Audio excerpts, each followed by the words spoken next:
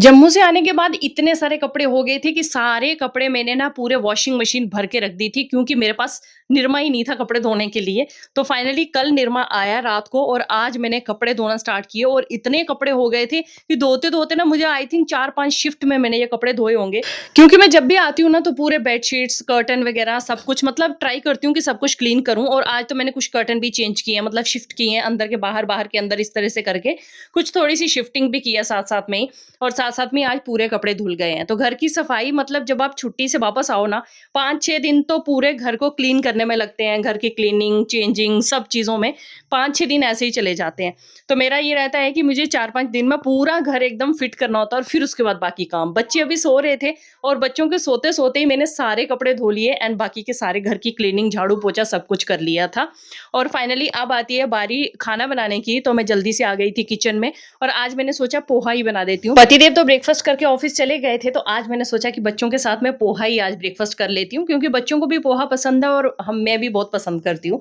तो यहाँ पे मैंने पोहा बनाने के लिए ना सबसे पहले मस्टर्ड सीड, थोड़ा-सा जीरा और थोड़ा करी पत्ता डाल दिया, मतलब ज़्यादा करी पत्ता, मुझे करी पत्ते का बहुत अच्छा टेस्ट लगता है।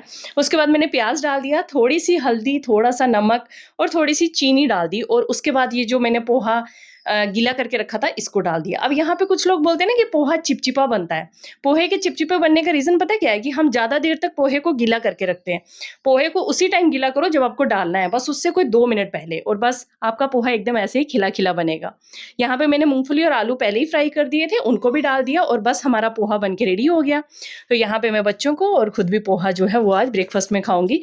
तो अभी मैंने चाय बनाने भी रख दी थी और यहाँ पे मेरी बेटियाँ देखो दोनों योगा कर रही हैं। मतलब बड़ी वाली ने टीवी में कुछ लगाया था योगा वगैरह और छोटी वाली तो अपने स्टाइल में और बड़ी वाली भी अपने स्टाइल में। मैंने कहा चलो अच्छा है, इतना भी बहुत है कि टीवी से देख के ये सब चीज़ें भी थोड़ी-थोड़ी साथ-साथ में करती रहें।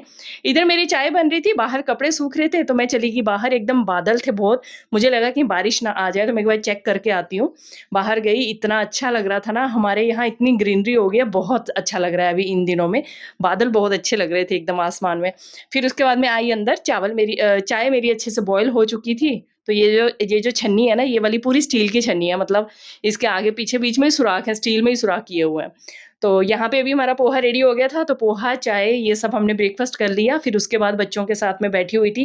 थोड़ी देर हम लोगों ने और बाकी के काम किए, कुछ इनका स्कूल वर्क वगैरह-वगैरह बाकी ये सब और फिर उसके बाद मैंने कुशाग्री को बोला चलो लंच में मेरी हेल्प करो। कुशाग्री लहसुन छील रही थी और छोटी वाली ने मुझे इतना डिस्टर्ब किया कि 2 बार मेरी सूजी जो है ना वो जल गई।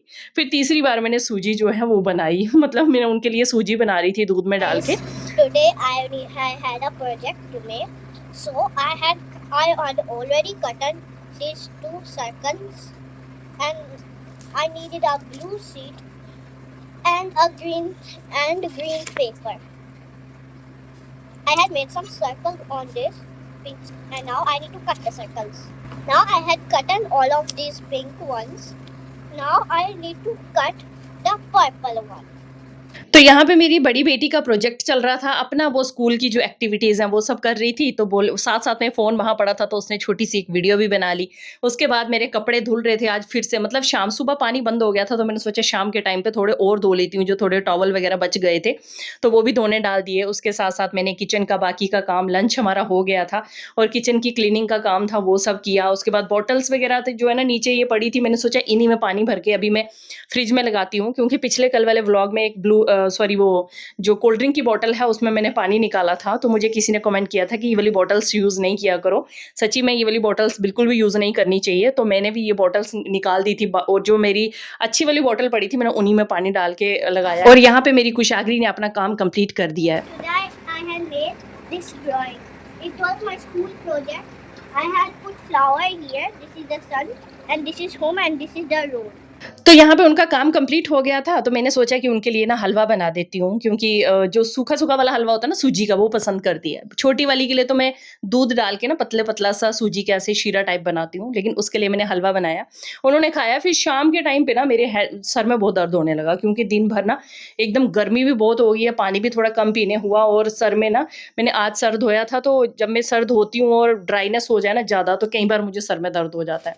तो फिर मैंने यहाँ पे बड़ी वाली देखो बच्चों का कितना वो होता है ना, बड़ी वाली कहती मैं मालिश करती हूँ, वो तेल से मेरे सर में मालिश कर रही थी, आँखों में, माथे पे। और छोटी वाली पता है वो पूरा क्रीम लेके आ रही थी और पूरा मसाज कर रही थी मेरी बाजुओं पे। मतलब मैंने पतिदेव को बोला, मैंने कहा छोटी-सी वीडियो बनाओ, देखो क्या कर रही हैं दोनों। फिर पतिदेव जब तक मैं लेटी तब तक उन्होंने चाय बना ली, साथ-साथ में ही उन्होंने बच्चों के लिए सैंडविच बनाए, तो खा पी के हम मार्केट चले गए थे। मेरे पास कुछ पैकेट्स पड़े थे जो मैं थोड़े दिन पहले लाई थी और जिनका यूज़ नहीं था, तो मैं उनको रिटर्न करने गई थी मार्केट में, तो वो चेंज करने गई थी, लेकिन काफ़ी दिन हो गए थे, तो बोलने लगे कि अभी चेंज नहीं हो सकते, तो आप इसको कुछ भी मतलब गाय वगैरह को खिला दो या कुछ भी कर दो। तो फिर मैं उनको वापस ले आई और फाइनली हम लोगों ने काफ़ी सामान लाया, सब्जियाँ और भी सामान, और लेके वापस घर आए। आगे इतना बड़ा कपड़ों का ढेर था, वो सारे कपड़े मैंने फ़ोल्ड किए एंड फाइनली अभी कुशाग्री पूरा डिनर जो है वो बाहर लेके जा रही है। आज हमने बेड लगाया है बाहर ओपन में, जो हमारा बैकयार्ड है, तो वहाँ पे बेड लगाया आज। तो हम लोग आज रात को सोएँगे भी बाहर और खाना भी, हमारा डिनर भी बाहर ही चल रहा है, चाँद की रोशनी के नीचे। मतलब बहुत ही प्यारा-सा मोमेंट होता है।